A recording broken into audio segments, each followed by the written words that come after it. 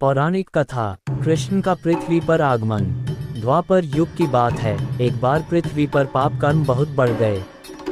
सभी देवता चिंतित थे। अपनी समस्या लेकर वे भगवान विष्णु के पास गए।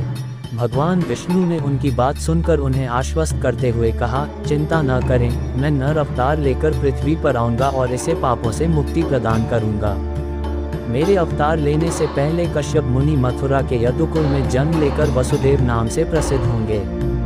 उनकी दूसरी पत्नी के गर्भ से मेरी सवारी शेषनाग बलराम के रूप में उत्पन्न होंगे और उनकी पहली पत्नी देवकी के गर्भ से मैं कृष्ण के रूप में जन्म लूंगा।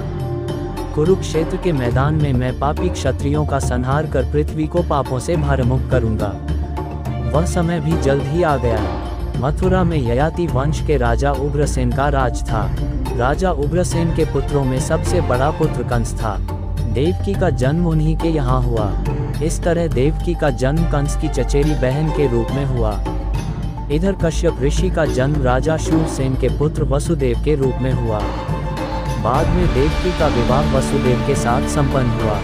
कंस देवकी से बहुत स्नेह करता था, पर एक बार आकाश से भविष्यवाणी सुनाई दी, देवकी का 8वां पुत्र तुम्हारा काल होगा।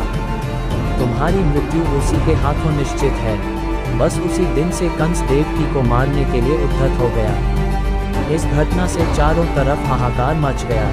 अनेक योद्धा वसुदेव का साथ देने के लिए तैयार हो गए, पर वसुदेव युद्ध नहीं चाहते थे।